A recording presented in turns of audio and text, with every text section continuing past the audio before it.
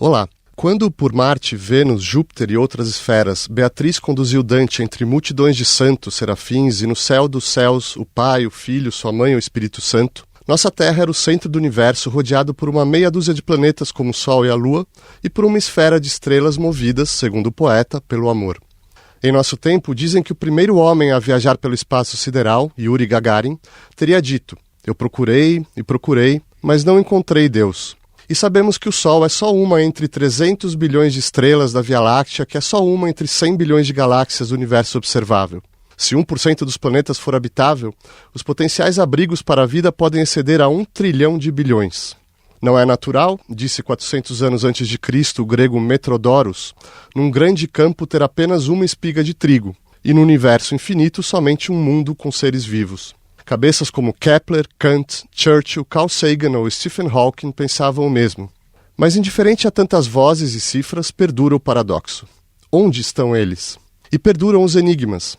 Por mais escassez que sugira o mantra da NASA, siga a água, a molécula de H2O é a segunda substância mais detectada no universo e é em geral encontrada em lugares hostis à vida. O carbono é o quarto átomo em abundância cósmica e cerca de 30% da massa da poeira entre as estrelas é de matéria orgânica. Por outro lado, das dezenas de elementos da tabela periódica, apenas 5, hidrogênio, nitrogênio, fósforo, oxigênio e enxofre, constituem com o carbono 99% de toda a matéria viva. De resto, sequer sabemos ao certo o que estamos procurando. Nada pode ser mais familiar que a vida. Mas o que é? Como começou? Só sabemos que em algum momento alguma coisa surgiu da sopa química e passou a gerar filhos, e aqui estamos nós. E além de nós, onde a especulação termina e as evidências começam, o que temos é igual a zero. Talvez pelo mistério da vida no nosso mundo e certamente pela aparente ausência dela além dele, a astrobiologia já foi chamada a ciência sem objeto. Mas seu objeto, se existir, será seguramente a experiência mais excitante e amedrontadora da história universal. E se não, deixará para sempre uma questão devoradora à humanidade. Estaremos sós? A ideia de supercivilizações intergalácticas e criaturas bizarras é tão sedutora para alguns cientistas como é para os ficcionistas. Mas e se não for o caso? E se a vida de um universo que há 13 bilhões de anos se propaga no nada por bilhões de trilhões de zilhões de quilômetros estiver toda concentrada num pontinho azul e verde que é o nosso mundo? Ambas as hipóteses são fascinantes e uma responsabilidade tremenda. Caberia ao ser humano encher o universo de vida? E se já estiver cheio, conseguiremos nos comunicar e conviver com outros seres vivos? E se aniquilarmos em nosso planeta a única vida que existe, devolvendo o universo ao silêncio sem fim? Para discutir a vida extraterrestre, convidamos Amanda Bendia, doutora em microbiologia pela Universidade de São Paulo, Douglas Galante, pesquisador de astrobiologia e ciências planetárias do Laboratório Nacional de Luz, Synchrotron, e Ivan Lima, cientista do Blue Marble Space Institute of Science. Amanda Bendia, você pode nos apresentar quais são as hipóteses mais prováveis para o surgimento da vida? Então, existem algumas hipóteses sobre o surgimento da vida no nosso planeta, mas nenhuma é totalmente aceita ainda. Então, uma das que a gente acredita que seja uma das mais aceitas é que a vida ela pode ter surgido em fontes hidrotermais de oceano profundo, que tinham algumas condições que propiciariam o surgimento dos primeiros metabolismos e das primeiras células. Isso a gente está falando de que época? Só para isso seria há bilhões de anos atrás, há mais ou menos 4 bilhões de anos atrás. Porque a gente sabe que a Terra surgiu há 4,5 bilhões de anos e a gente tem algumas evidências fósseis, algumas das mais aceitas, há mais ou menos 3,5 bilhões de anos. Então, dentre esse tempo de início da formação da Terra até o primeiro fóssil que a gente tem, poderia então ter surgido essas primeiras protocélulas nessas fontes hidrotermais de oceano profundo, porque nesses ambientes tinham essas condições, por exemplo, de gradiente de temperatura, de gradiente eletroquímico, que poderia então ter surgido os primeiros metabolismos. Essa é uma das hipóteses, certo, Douglas? Temos outras? A gente tem outras e certamente tem muitas, na verdade. Mas a gente começa com Darwin, né, que foi na verdade, ele escreveu o livro da origem das espécies, mas no livro ele não fala nada sobre a origem de fato. Mas ele escreveu uma carta para um colega dele, o Hooke, em que ele comenta sobre a famosa poça quente e com os sais de amônia e fosfóricos, que com uma fonte de energia, relâmpagos, poderia ter juntado as primeiras moléculas, os primeiros compostos e dado origem a um sistema biológico. Então essa é uma das propostas, que é um pouco diferente do que a Amanda falou, porque ao invés de você estar nas fontes hidrotermais, no fundo do oceano, você poderia estar na superfície, exposto aos relâmpagos. E foi baseado nessa proposta que o Miller, Urey, e eu esqueci o nome do grego, do russo, do Oparin, fizeram a proposta de um arcabouço químico, ou seja, de quais reações químicas poderiam acontecer naquelas condições e realizar em laboratório experimentos mostrando que realmente, em condições pré-bióticas de uma poça quente, dado uma fonte de energia a partir de relâmpagos, essas moléculas, esses compostos poderiam se organizar e formar moléculas mais complexas, como açúcares e aminoácidos, e a partir daí como que esses açúcares e aminoácidos poderiam se reunir e formar protocélulas e depois células. Então seria uma outra ideia, um pouquinho diferente das fontes hidrotermais. Mas o Ivan tem uma ideia da vida vinda do espaço, eu acho. Pois é, isso que eu queria te perguntar, Ivan. É plausível a ideia de a vida vindo, como que ela teria vindo por um asteroide? Qual é essa possibilidade? Com certeza. Bom, qualquer que seja o processo que levou a transição do abiótico para o biótico, passa sempre do mais simples para o mais complexo, né? Só adicionando um outro cenário aqui, seria ciclos de hidratação e desidratação. Existem inúmeros lugares no planeta Terra com possibilidade de ciclos de hidratação e hidratação. E não só no planeta Terra, né? Esse cenário é possível em outros mundos também do Sistema Solar. Então isso levanta a hipótese de que seria possível a transferência, através de processos naturais, de material vivo de um planeta para o outro. E isso permaneceu como especulação por muito tempo, desde dos filósofos da antiguidade, que já lançavam essa hipótese de transferência de material biológico entre diferentes mundos, e foi conhecido como a hipótese da panspermia, significa vida em todo o universo. E só recentemente que a gente teve tecnologia para investigar essa questão com método científico, através de experimentos mesmo. E esses experimentos revelam que muitas formas de vida que a gente conhece aqui resistem aos processos envolvidos nessa transferência, né? Que seria basicamente um impacto num planeta, um período de exposição no meio interplanetário muito longo, de milhões de anos, então exposto às condições do espaço, baixa temperatura, vácuo e alta radiação, e o processo de entrada no planeta, né? Um impacto de entrada no planeta. Então, essa versão é conhecida como litopanspermia, né? Então, imprime essa característica geológica, né? Então que material biológico poderia ser transferido através de rochas, né? De mecanismos naturais. Então é uma hipótese hoje em dia bastante plausível, vários experimentos demonstram a viabilidade dessa hipótese, mas é uma coisa que é difícil saber se realmente aconteceu. O que a gente pode afirmar é que é um cenário bastante plausível. Qual se vocês puderem explicar para o ouvinte a importância do carbono nesse processo, na formação dessas primeiras substâncias microbióticas? Amanda? Bom, então a gente sabe que qualquer organismo, qualquer ser vivo é composto por o que é chamado de biomoléculas. Então, essas biomoléculas são, por exemplo, o DNA, os ácidos graxos que compõem a membrana das células. Então, todas essas biomoléculas, são compostas de carbono. Então, por isso a importância do carbono para qualquer tipo de vida que a gente conhece. Mas qual é a especificidade dele? O que ele consegue fazer que outras substâncias, todas as outras, pelo que eu entendo, não conseguem, né? O carbono ele tem propriedades químicas que diferem eles de vários outros átomos que existem aqui no planeta, enfim, que existem no universo, e é basicamente a reatividade química, ou seja, como que esse átomo reage com outros átomos. O carbono ele é capaz de fazer 4 ligações químicas e isso dá uma flexibilidade química para ele formar moléculas mais complexas. É como se fosse um jogo de Lego, em que você pode ligar diferentes peças para formar quebra-cabeças, formar estruturas muito complexas. Então o carbono é uma das poucas moléculas capazes de fazer macromoléculas. Então são moléculas feitas às vezes de centenas, às vezes de milhares de átomos.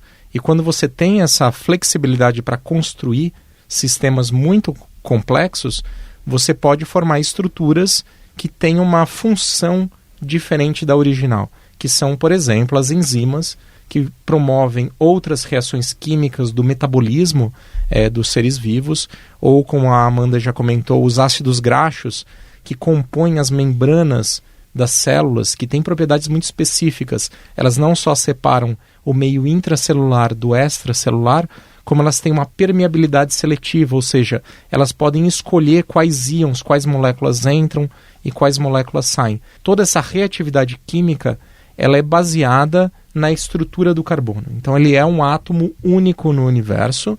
O silício é um pouco parecido com ele. Muita gente discute se poderia existir uma vida baseada em silício. O silício também é capaz de fazer 4 ligações químicas, mas a reatividade do silício é diferente. Então as moléculas geradas por ele são pouco estáveis em condições amenas de temperatura, pressão e composição aquosa. Então uma molécula feita de silício, ela rapidamente se desfaria em condições aquosas. Então elas são mais estáveis em condições de baixa temperatura e em solventes orgânicos. Então, especula-se, pode existir vida baseada em silício? Talvez. Um sistema químico baseado em silício seria necessariamente mais simples e ele funcionaria em condições muito diferentes do que a gente conhece. E isso abre espaço para a gente discutir o que é a vida no final.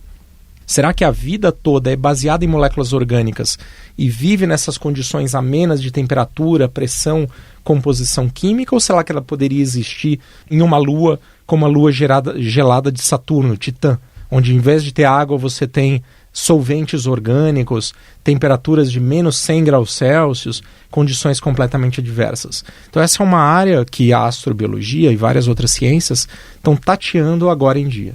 Então vamos, já que você levantou a questão, vamos colocá-la diretamente aqui na mesa. Se vocês puderem passar uma ou mais definições, sem grandes metafísicas, mas com as quais a gente possa trabalhar aqui de vidas, mas a moeda corrente aí em questão, né, Ivan? Olha, o que a gente vê bastante são listas de propriedades da vida, né? Quando a gente tenta buscar uma definição. Então, a vida é capaz de fazer determinadas coisas, né? De se reproduzir, de se auto-organizar.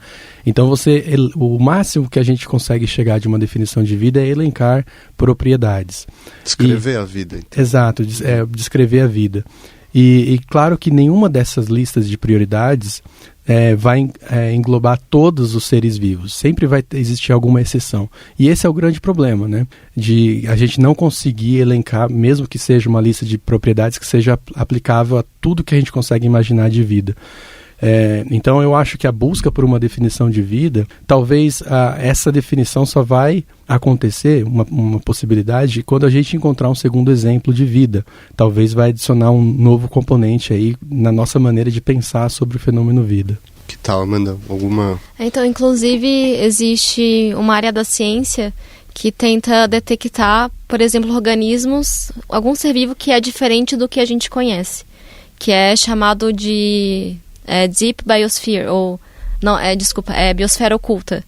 Então, esse termo biosfera oculta, inclusive aqui na Terra mesmo, existe essa hipótese de que pode existir organismos que são diferentes do que a gente conhece e que a gente não conseguiria detectar. Então, isso também valida o questionamento do que é a vida como a gente conhece e como que é a vida como a gente não conhece. Uhum. Douglas, alguma acréscimo às definições? Definições de vida são uma coisa muito complexa. A gente vem tentando definir isso há longo tempo. Eu acho que todo mundo aqui aprendeu no colégio, né, que vida é aquilo que nasce, cresce, se reproduz e morre. Mas daí você olha para uma bactéria e bactérias nunca morrem. Elas vão se reproduzindo e vão se mantendo viva e nunca desaparecem. Então elas são eternas. Então isso contradiz as nossas definições de senso comum, a nossa experiência, que vida é coisa como a gente, que dura uns 100 anos e depois morre, depois desaparece, que vida é baseada em carbono, que vida é feita de água. Então, como o Ivo falou, normalmente o caminho que se segue é você fazer uma lista das propriedades de vida e sair por aí descrevendo o mundo. Mas o nosso planeta, ele tem mostrado que essas definições de vida, elas são muito limitadas. Então a gente começa dentro da nossa exploração de mundo, primeiro vasculhando aquilo que nos é próximo, que é comum, que é a vida macroscópica, E isso perdurou milhares de anos, até a Idade Média, até que a gente inventou o microscópio e a gente descobre que existe todo um universo que antes era invisível, que é o universo dos micro-organismos, das bactérias, leveduras, a gente fazia o pão com isso e muitas outras coisas. Então a gente descobriu que existia um tipo de vida muito diferente do que a gente conhecia. E a gente avança, depois a gente descobre que além das bactérias, existem os vírus, que são entidades ainda menores e que têm uma propriedade muito diferente, eles não são feitas de células. Isso é um ponto que, quando a gente elenca as propriedades de vida aqui na Terra, a gente descobre que todos os seres vivos do nosso planeta, eles são feitos ou dependem de células. Então, eu, você, uma planta, uma baleia, uma alga, uma bactéria e até mesmo um vírus, se eles não são feitos, eles dependem de uma célula para fazer o seu metabolismo, para fazer essa reprodução. Inclusive, prions, que é a doença da vaca louca, são proteínas que dependem de outras células para fazer sua reprodução. Então, vida é feita de células. Mas hoje a gente começa a se perguntar, será que as células como a gente conhece são os únicos tipos de células que podem existir? E eu acho que os meus colegas aqui podem comentar um pouquinho mais sobre os tipos de células estranhas que existem aqui no nosso planeta, que vivem nos lugares mais remotos, com condições mais adversas. Então eu queria que eles seguissem aí nessas células estranhas do nosso planeta, que são praticamente extraterrestres que vivem entre nós. Certo, só posso acrescentar a esse comentário uma questão, porque a gente falou que certamente a capacidade de criar organismos multicelulares é fundamental e pelo que eu entendo, tem muito a ver com carbono, né? Mas continuando a nossa história do surgimento da vida, tem um outro elemento que é absolutamente crucial, que é a água, né? Como que a água entra nesse processo, Amanda? Então, qualquer tipo de vida que a gente conhece necessita de água no estado líquido. Então, a gente sabe que isso é um limite para a vida. Inclusive, quando a gente discute, que nem o Douglas estava falando sobre esses organismos que vivem em condições mais extremas possíveis, por mais extremas que sejam essas condições, a gente sabe que só é possível eles sobreviverem se tiver água no estado líquido. Então, a água é essencial para qualquer tipo de vida como a gente conhece. Ivan, como que nessa interação da água com substâncias orgânicas, o carbono, a formação dos organismos multicelulares, como que vai se formando o que a gente entende pela biosfera, quer dizer, essa grande esfera, esse círculo de vida que nos envolve a todos? A molécula, né, a substância água... Só desculpa, porque eu entendo que no início era bem diferente as condições da Terra quando supostamente surgem as primeiras vidas, ou nem tanto. O que a gente entende, né, pela formação do planeta Terra há 4,5 bilhões de anos, né, imagina muitas rochas, né, no início da formação do sistema solar se agregando, formando o planeta, né, e ao longo dos milhões de anos esses aglomerados foram se resfriando. Então a gente imagina que no início a temperatura, por exemplo, era muito mais elevada, né, e a água só existia na forma de vapor. À medida que isso foi se condensando, né, formando os primeiros porções de água, isso forneceu novas possibilidades para moléculas orgânicas se combinarem e testarem as primeiras potenciais compostos que posteriormente dariam os primeiros seres vivos, né? Então a água é uma substância que permite contato das moléculas, né? E um meio fluido e dinâmico, e também, apesar de ser compostas por 3 elementos, né? 2 tipos de elementos, hidrogênio e oxigênio, né? Ela é muito versátil, ela é líquida numa faixa bem ampla de temperatura, né? De 0 a 100 graus, a 1 atm. Então, isso faz com que muitos tipos de reações possam acontecer dentro dessa faixa. Então, quando a gente pensa no fenômeno origem da vida, a gente tende a ter a noção de que foi um evento extremamente raro, mas quando a gente começa a colocar componentes como o tempo, né, de milhões de anos, e também o espaço, imagina a superfície da Terra medida em questões de angstroms, que é o espaço onde as moléculas, as reações químicas ocorrem, né, de nanômetros e assim por diante. Então, isso, por mais raro que seja o fenômeno, adicionando vários componentes, várias possibilidades, isso torna um processo que a gente gosta de pensar que é quase inevitável, né? Dado o tamanho do espaço e o tanto de tempo necessário para ocorrer essas reações. Então vamos agora olhar para fora, né?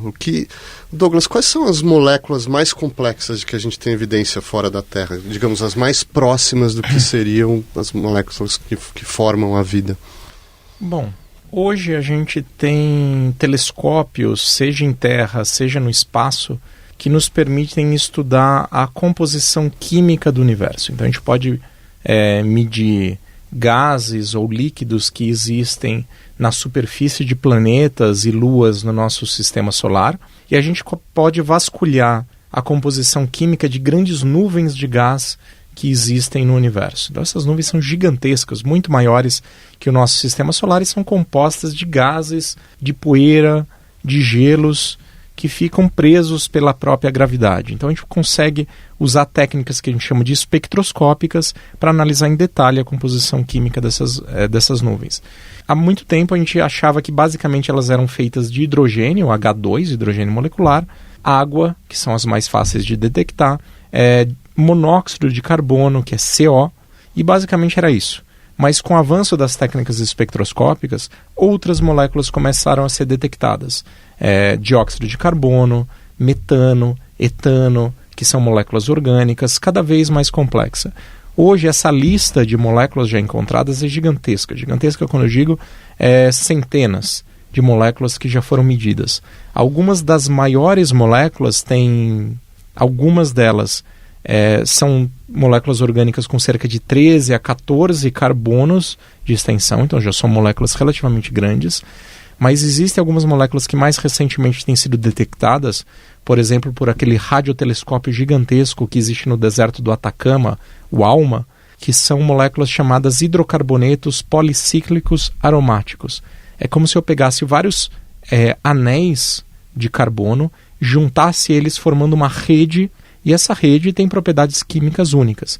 E uma das propriedades que elas têm é que elas são altamente resistentes à destruição por conta da radiação.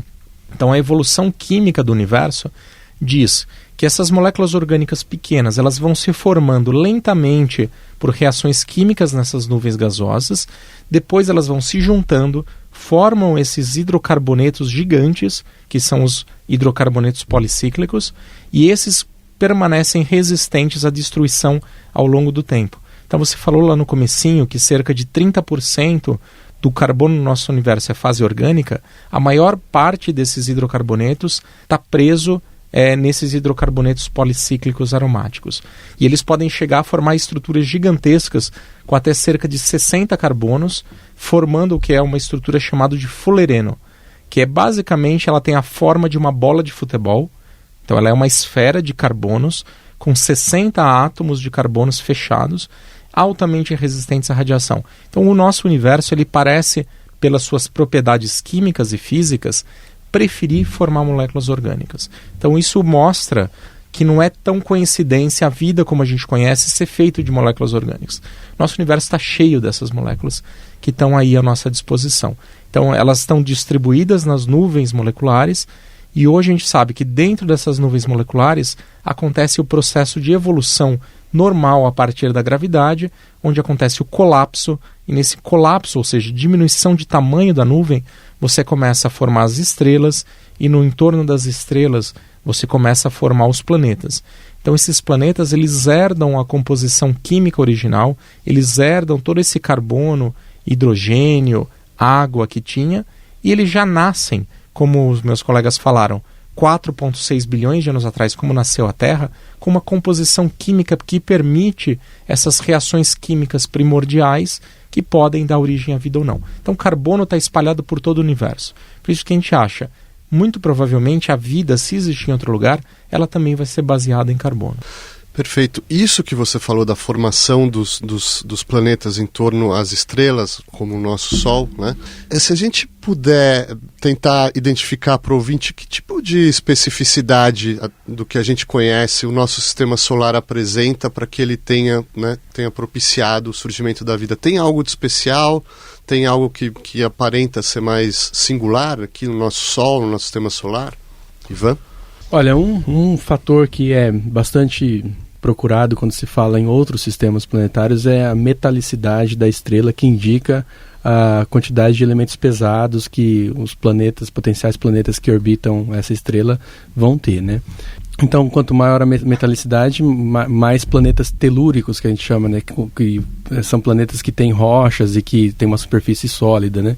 Então, pelo que a gente conhece do nosso sistema solar, a gente busca características em outros sistemas, né, estelares, em exoplanetas, e como indicativos de possibilidade de existência de vida lá. Então, por exemplo, o nosso sistema solar, né, existe um conceito aí chamado de zona habitável, uma definição astronômica, né, que diz que a zona habitável de uma estrela, de um sistema estelar, seria a zona, né, a distância em que o planeta estaria da estrela, onde é possível a existência de água líquida na superfície. Então, claro que no nosso sistema solar a Terra está na zona habitável, mas a gente sabe que existem locais no nosso próprio sistema solar que existem condições para a existência de vida. Então, o nosso sistema solar apresenta algumas características que são, vamos dizer assim, favoráveis à vida. Existem a Terra está no planeta na zona habitável, Marte possivelmente já foi habitável um dia, e Vênus também. Então são 3 planetas que a Terra hoje em dia é habitável, e Marte e Vênus ali na borda dessa zona habitável, e outros locais também. Então, essas características são buscadas em outros sistemas estelares, né? Claro, o tipo da estrela também. O Sol é uma estrela mediana, né? Está no meio da sua fase de evolução. E então são várias características que o sistema solar apresenta que são favoráveis à vida. E essas características são utilizadas para a busca de outros exoplanetas. Douglas? O Ivan já levantou a bola aqui, mas uma das características importantíssimas, além da metalicidade, o Sol ele é uma estrela que a gente chama de terceira geração. Então ele já evoluiu das estrelas mais antigas do universo, que só tinham hidrogênio e hélio, para estrelas que têm carbono, oxigênio, flúor, neônio, ferro, porque basicamente em cada estrela ela faz fusão nuclear que junta os núcleos e transforma eles em núcleos maiores, mais complexos, povoando a nossa tabela periódica. Então a metalicidade que o Ivan comentou é exatamente a disponibilidade de outros elementos químicos no sistema solar. Então o Sol já é uma estrela evoluída nesse sentido, de que ela já mudou com o tempo, tem alguma composição química mais rica, permitindo a formação de planetas. Mas uma coisa importante que o Ivan levantou é o tipo de estrela que o Sol é. O Sol é uma estrela de tamanho mediano, que por isso tem um tempo de vida muito grande. Então o Sol, chamando de tempo de vida, é desde a formação da estrela até o momento em que acontece a ruptura ou a destruição dessa estrela como sistema autossustentado.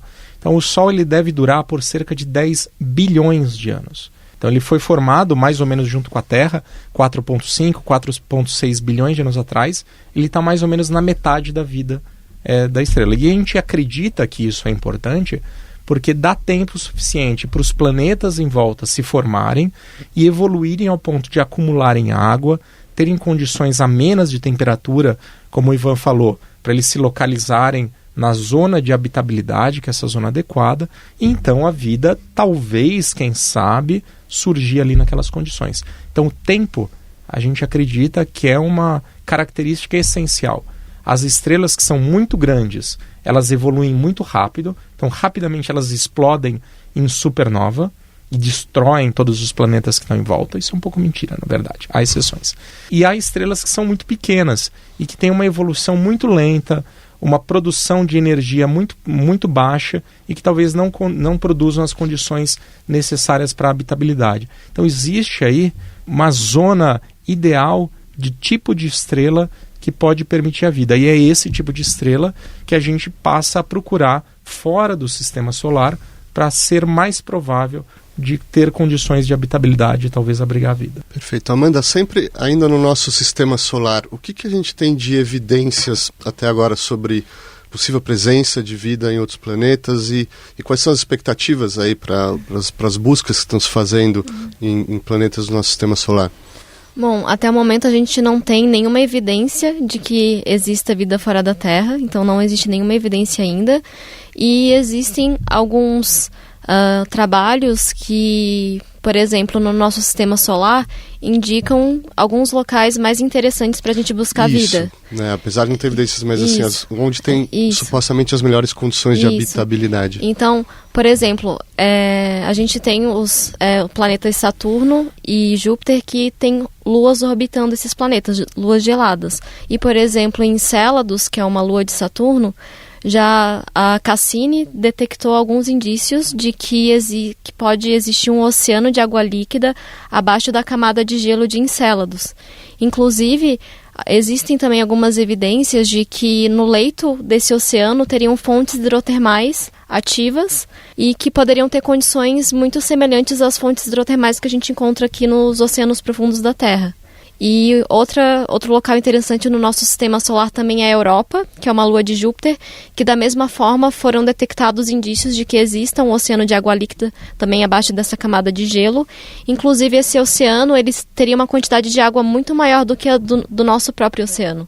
Então, essas luas, elas são alguns dos principais alvos para a gente tentar detectar vida no nosso sistema solar. E, é claro, Marte também, que é o nosso vizinho, né, mais próximo, e que, como os colegas já falaram, provavelmente no início da história geológica de Marte, existiam condições, inclusive parecidas com a Terra, onde poderiam ter existido rios de água líquida mesmo. E essas condições poderiam ter propiciado o surgimento de vida lá. Então, até pouco tempo, a gente acreditava que atualmente não existia mais água líquida em Marte. Só que novas descobertas, que inclusive nesse ano, detectaram o que pode ser um lago de água líquida no Polo Sul de Marte, que teria mais ou menos 20 quilômetros de extensão. E esse lago de água líquida, ele estaria abaixo de uma camada de alguns quilômetros de gelo, cerca de 2 quilômetros, 2 a 3 quilômetros. E o interessante é que a gente observa alguns lugares aqui na Terra parecidos com essas condições, como por exemplo lá na Antártica, no Lago Vostok, que ele também é um lago que ele está abaixo de uma camada de gelo, então é um lago subglacial. O legal é que a gente aqui na Terra encontra vida sobrevivendo nessas condições tão inóspitas. Então aí, com o surgimento dessa descoberta aí desse provável lago que existe em Marte, desse lago de água líquida, então surgiu ainda mais essa discussão da comunidade científica de, então, realmente buscar vida, não só um índice de vida passada em Marte, mas que pode ter vida presente nessas condições em que exista água líquida, por exemplo, nesse lago de Marte. Deixa eu perguntar uma coisa, supondo que exista, então, que tenha surgido vida em algum outro lugar, ela seguiria as leis tais como a gente conhece na nossa vida, por exemplo, a seleção natural, né, a teoria da evolução. Isso seria universal ou poderia ser diferente? Vocês têm alguma hipótese a esse respeito? A gente assume que sim, né? Porque por dois motivos principais. Primeiro, porque não tem como a gente procurar uma coisa que a gente não conhece, então a gente faz pesquisa com os tipos de vida que a gente encontra aqui na Terra, e toda a vida aqui na Terra possui uma conexão, né, biológica, então seguindo padrões de seleção natural, né, da teoria da evolução. Então a gente assume que isso vai ser a mesma coisa para qualquer outro lugar. Então a gente segue, existe um lema, né, das agências espaciais, né, follow the water, né, siga a água, para a busca de formas de vida além da Terra. Então, por questão de abundância da água, por questão de abundância do próprio carbono, que foi mencionado aqui, versatilidade, a gente espera que as formas de vida extraterrestre, se a gente tiver a oportunidade de encontrar, vai ser bem parecida com o que a gente conhece. Mas é claro que ao longo da busca, a gente pode detectar formas de vida bastante exóticas, né? Baseado em bioquímicas alternativas, como já foi levantado aqui, que essas bioquímicas alternativas, em teoria, elas são, talvez sejam possíveis, mas a gente não pode direcionar a nossa busca em bioquímicas alternativas. A gente tem que buscar o que a gente conhece, pelo fato que é a única coisa que a gente conhece, que funciona, né, os sistemas vivos, e pela questão da abundância também, dos locais que a gente já sabe que existem no sistema solar e além, né, em termos de composição química e propriedades físicas. Douglas, é possível que a Terra tenha disseminado partículas de vida, por exemplo, num desses bombardeamentos de meteoros, por exemplo, quando aconteceu a extinção dos dinossauros, pode ter se despregado algum pedaço do nosso mundo com vida e que, eventualmente, é uma possibilidade? Possível, certamente é. Esses grandes impactos, eles arrancam pedaços do planeta. A gente sabe que isso acontece por vários motivos. Um deles é porque a gente encontra aqui na Terra fragmentos que são de Marte, então meteoritos marcianos. A gente encontra aqui na Terra meteoritos lunares. Então esse transporte de rochas, possivelmente com micro-organismos, como o Ivan comentou, a chamada litopanspermia, podem acontecer. Mas existem outros exemplos também. Esses são alguns deles. Tem um que é mais óbvio. A nossa Lua veio da Terra. Então a Lua ela foi formada bilhões de anos atrás com o impacto de um planeta do tamanho da Terra, lá quando o nosso sistema solar estava se formando, existia um outro planeta que impactou com a Terra, se destruiu nesse processo e a Lua se formou por um pedaço da Terra que acabou entrando em órbita. Então isso acontece o tempo todo. E esses pedaços de rocha podem levar micro-organismos. Alguns desses micro-organismos podem sobreviver viagens de longa duração. Como o Ivan comentou, existem vários experimentos que foram feitos aqui no planeta, inclusive aqui no Brasil, né? Nosso grupo vem fazendo. Experimentos que são feitos na Estação Espacial Internacional, expondo esses micro-organismos e mostrando que eles são capazes de sobreviver. E a panspermia, essa distribuição, disseminação de micro-organismos, pode acontecer por atividade antrópica também.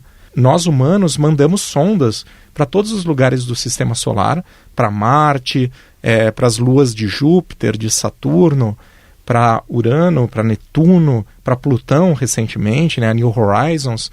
Além do sistema solar, as sondas Voyager, que foram lançadas nos anos 70 e saíram do nosso sistema solar, todas essas sondas, apesar de passarem por um processo de descontaminação, para deixá-las o mais estéril possíveis, elas ainda assim carregam algumas bactérias muito resistentes. E essas bactérias vão viajar, porventura, quem sabe, elas vão chegar em algum outro ambiente que tenha condições propícias e talvez elas sejam capazes de sobreviver e de prosperar nessas condições. Isso é improvável, porque poucas bactérias são capazes de viajar e sobreviver numa dessas naves. As chances de chegarem em regiões habitáveis também é pequena. As chances de sobreviverem e prosperarem também é pequena, porque são poucas células, elas normalmente são de bactérias todas muito parecidas, então elas dificilmente vão formar um ecossistema. Mas é um fato, essa distribuição da vida deve estar acontecendo. Quem sabe algum dia essa nossa sonda Voyager ela vai chegar num sistema planetário muito distante daqui, vai ser coletada por uma outra civilização, quem sabe isso existe, e o DNA dessas bactérias talvez esteja lá, e eles consigam estudar o tipo de vida que existe aqui no nosso planeta. Então são possibilidades. Cientificamente, o que vem sendo feito? A gente vem tentando estudar essa possibilidade da vida estar saindo. Existe um experimento japonês na Estação Espacial Internacional, o experimento Tampopo, que procura estudar, coletar exatamente partículas terrestres que tenham DNA, que tenham seres vivos que estão sendo jogados para fora o tempo todo. Então a gente acha que é possível, a gente sabe que esse processo de lançamento de rochas acontece, mas a gente nunca mediu isso. Então a gente está tentando medir hoje, mas é altamente provável. Ótimo, que bom que você falou sobre civilizações, porque eu acho que a gente não pode mais retardar a satisfazer a expectativa do ouvinte. Nós estávamos falando até agora de substâncias microbióticas, a vida na sua forma mais primitiva, mas Amanda, vamos dar um salto lá para frente e especular sobre vida inteligente. Que tipo de evidências nós estamos buscando de vida inteligente no universo? Bom, em relação à vida inteligente, é uma discussão muito importante, porque a gente tem que saber como que seria a linguagem de uma outra civilização e como que a gente poderia detectar essa linguagem. Precisamente. Como a gente poderia nos comunicar a nossa linguagem. Então, o que a gente sabe como uma linguagem universal seria, por exemplo, matemática. Então, existem algumas tentativas de comunicação, por exemplo, em equações, mas em relação à matemática e, por exemplo, a gente tentar detectar através de sinais de rádio que poderiam viajar a longas distâncias no espaço. Então, a gente tenta detectar a partir desses indícios. Quer dizer, sinais de rádio teriam que ser necessariamente emitidos, é isso, por alguém que criou uma tecnologia para os transmitir, é isso? Então, exatamente. Teria que ter uma civilização capaz de desenvolver tecnologia e uma tecnologia que seja capaz de transmitir sinais de rádio na frequência que a gente consegue ouvir, né? Então, são gargalos de garrafa que tem que se alinhar para a gente conseguir detectar algum sinal. Então, por mais que o universo seja, vamos dizer assim, infinito, né, com seus bilhões de estrelas em bilhões de galáxias, é uma faixa muito estreita e é muito difícil você investigar todo o universo e excluir a hipótese de que existam civilizações extraterrestres. E uma possibilidade, né, que pode existir é que essas civilizações existam, que a Via Láctea, por exemplo, esteja repleta de civilizações, mas que essas civilizações não desenvolveram a tecnologia necessária e também não desenvolveram essa capacidade de se comunicar em distâncias interestelares. Então, uma possibilidade possível, né, que é uma especulação, mas é que a Via Láctea esteja repleta de civilizações, mas que a gente nunca vai fazer um contato pela imensidão cósmica, por um imperativo, por uma propriedade física mesmo da Via Láctea, né? Mas é apenas uma possibilidade. A gente está, não tem como a gente definir, né, garantir se existe civilização ou não. A gente se baseia na nossa própria história para tentar inferir a possibilidade de existir civilizações. E de nossa parte, Douglas, que tipo de comunicação a gente está tentando? As nossas garrafas que a gente está jogando nesse grande mar cósmico, elas contêm o quê?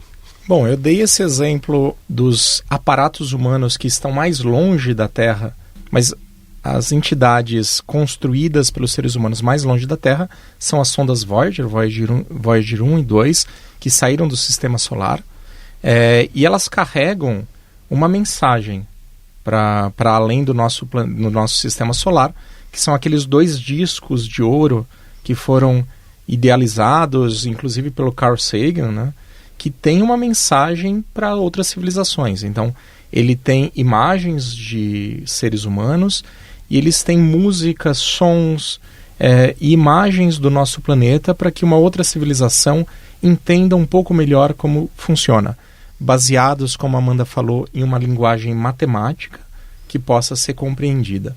Então, essa é uma maneira que a gente que a gente tentou fazer algum contato.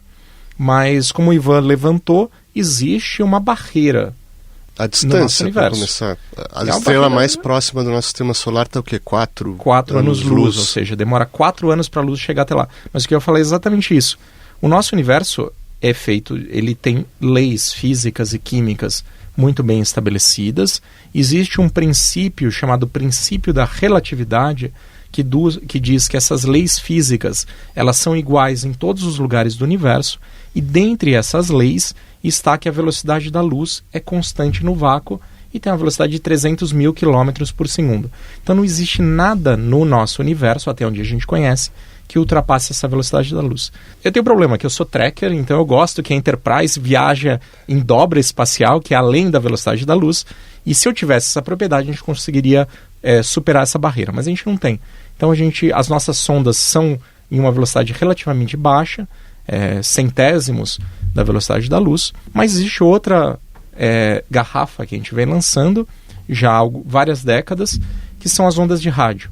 Então, desde que as ondas de rádio foram inventadas aqui no planeta, a gente faz transmissões, e essas transmissões, elas vazam pela nossa atmosfera e estão viajando aí pelo universo já há dezenas de anos-luz do nosso planeta. Então, quem sabe alguma civilização um dia tenha um receptor potente o suficiente para detectar esses sinais de vida, que seriam as ondas de rádio, que é a mesma coisa que a gente vem fazendo, como a Amanda comentou, no projeto SET, que é busca de vida inteligente extraterrestre, que procura exatamente esses sinais de rádios de outras civilizações. Então a gente imagina que a melhor maneira de se comunicar com uma outra civilização, caso ela exista, é por sinais de rádio, porque exatamente eles estão no limite do que a física permite atualmente viajar. Em termos de disseminação de vida, Amanda, o que a gente tem feito? Existe alguma coisa... O Douglas já comentou que tem sido feito experimentos, mas existe algo mais programático, no sentido, vamos tentar popular esse universo com vida, distribuir vida por aí, além dos experimentos, mas existe alguma intenção nesse sentido das agências responsáveis? Eu acho que, na verdade, o nosso primeiro passo é tentar detectar a vida fora da Terra, porque se a gente começar a disseminar algum tipo de vida, a gente dificilmente, talvez seria mais difícil a gente conseguir diferenciar se essa vida foi uma vida disseminada pela gente ou se era uma vida que de fato cresceu em condições fora da Terra. Então, o nosso primeiro passo é realmente tentar detectar algum tipo de vida fora da Terra e depois, então, a gente pensar em como poderia disseminar a vida fora da Terra, inclusive, por exemplo, para colonizar Marte e fazer algum tipo de extração mineral utilizando micro-organismos que poderiam ajudar uma colonização em Marte. Mas o primeiro passo realmente é a gente tentar detectar algum tipo de vida e depois a gente avançaria mais nessa parte de levar organismos da Terra para a exploração espacial. E se a gente fizer o exercício aqui de, agora que já estamos no final, abandonar a imaginação, as conjecturas, e vocês têm algumas ideias sobre o tipo de morfologia mais provável, quer dizer, qual seria a figura, né, que a gente poderia esperar desses seres extraterrestres, Ivan? Certo. A ficção científica está cheia de exemplos, né, de especulações que a gente gosta de imaginar, mas eu gosto de comparar com a história, por exemplo, da expansão marítima, né, em que as civilizações mais avançadas, né, tinham tecnologia para expandir através de caravelas para a descoberta do novo mundo. E nesse processo elas especulavam sobre as formas, os monstros marinhos e híbridos humanos e animais. E quando chegaram aqui, descobriram formas de vida humanas, né? Claro que a gente está falando do mesmo planeta, né? É apenas um distanciamento geográfico ali. Mas é um paralelo que eu gosto de fazer só para a gente, como um ponto de partida para a especulação. Que talvez as formas de vida que a gente gosta de imaginar, né, fantasiar muito diferente do que a gente conhece, não seja tão diferente assim. Claro que não estou dizendo aqui que a gente espera encontrar outros Homo sapiens populando outros locais do universo, mas talvez não seja tão diferente assim. Talvez a gente se surpreenda com a semelhança e não com a diferença. E isso é um ponto interessante, porque quanto mais parecido com o que a gente conhece, mais fácil é a detecção também. Então talvez o que a gente vai descobrir primeiramente não vai ser tão diferente. O que você acha, Douglas? Bom, o que eu acho o que o Ivan falou é muito interessante, porque interessante, eu discordo um pouquinho, porque a gente estava falando que as propriedades físicas do universo devem ser muito parecidas, isso deve levar a reações químicas parecidas, muito provavelmente a vida é baseada em carbono, talvez em água também.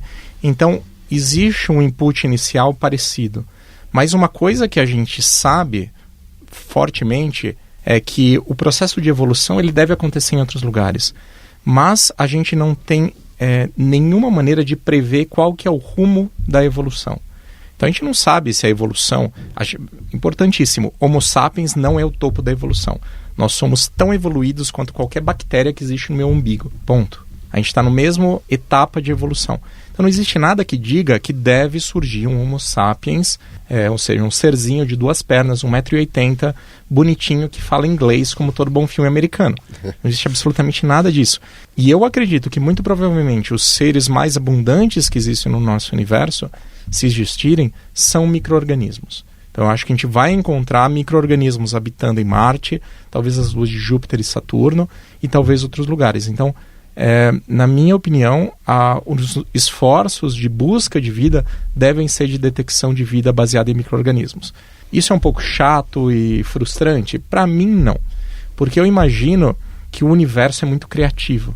Então, apesar da vida partir de um input químico inicial, eu acredito que as soluções bioquímicas para essa vida pode ser muito diferente. Então talvez a gente não tenha células como a gente conhece, talvez a gente não tenha DNA como molécula informacional, mas já pensou se a gente tem um híbrido em que a gente usa um mineral da natureza como armazenador de informação e trabalha com isso para usar não enzimas, mas para moléculas baseadas em ferro ou em rutênio ou alguma coisa bizarra como catalisadores de reações.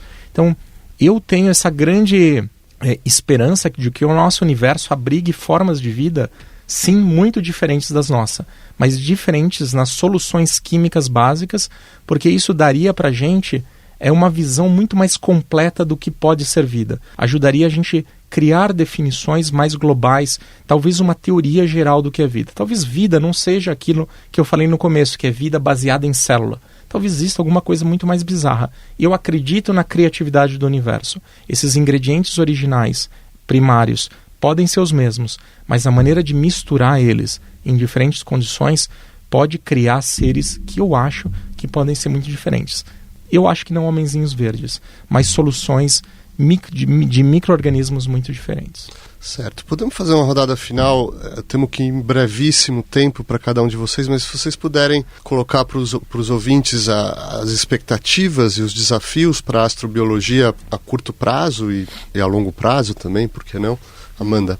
Bom, então acho que o principal desafio que a gente tem em relação a tentar detectar a vida fora da Terra é justamente a gente entender a vida como a gente conhece aqui no nosso planeta. Então a gente precisa definir quais são os limites da vida que a gente conhece aqui na Terra. Por exemplo, qual que é o máximo de temperatura que uma bactéria consegue sobreviver, qual que é o mínimo, quais são as condições, outras condições ambientais, limites para que elas consigam sobreviver. E isso parece algo simples, mas ainda está bem longe de ser definido. Então, a cada momento a gente tem aí uma nova bactéria adaptada à condição extrema, descoberta, um novo recordista. Então é muito importante a gente continuar esses estudos dessa vida extrema aqui em condições inóspitas do nosso planeta, para a gente então tentar entender de fato qual é o limite da vida que a gente conhece, e isso vai ajudar então a gente direcionar quais ambientes seriam interessantes para a gente buscar vida fora da Terra. Por exemplo, em Marte, imagina, a gente manda sondas para Marte, mas aonde especificamente em Marte que a gente procuraria vida? Então é muito importante a gente entender o ambiente que esses extremófilos, que são então os organismos adaptados a condições extremas, o ambiente que eles conseguem sobreviver, para a gente direcionar de fato a busca de vida fora da Terra, seja em Marte ou em outros locais também. Douglas?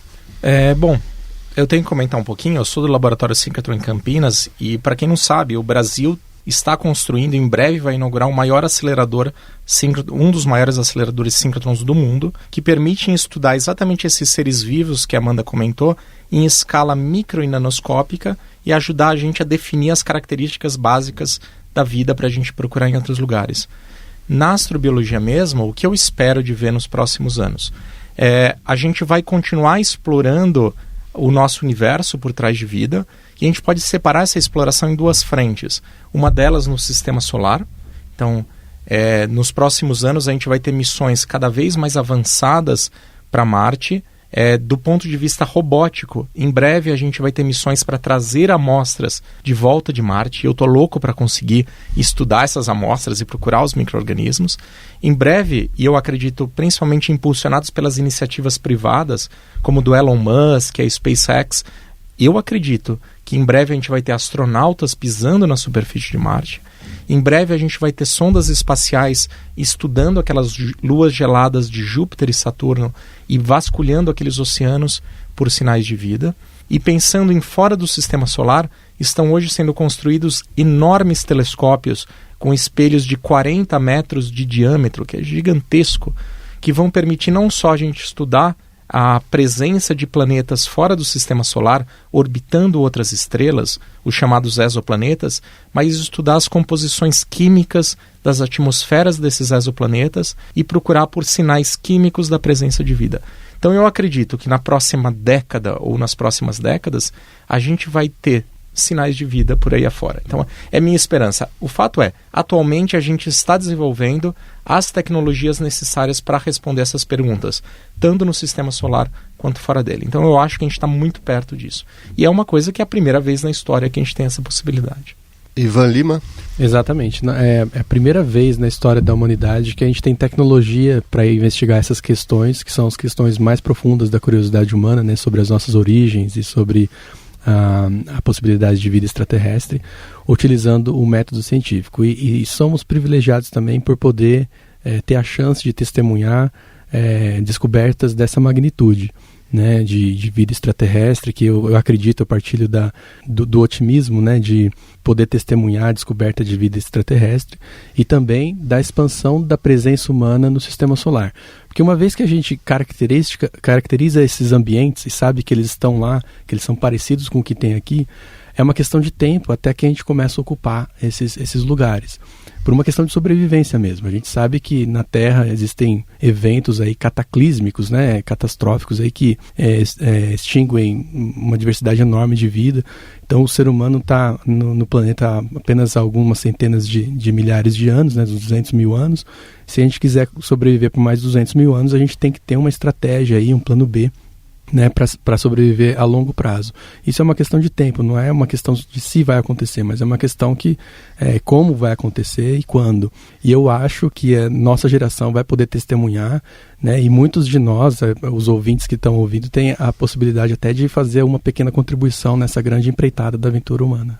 Então ótimo, fica o convite para os ouvintes, quem sabe um deles já será um dos primeiros a pisar em Marte, talvez, por que não? Obrigado, Ivan Lima, obrigado, Amanda Bendia, obrigado, Douglas Galante, obrigado por ouvir e até a nossa próxima edição.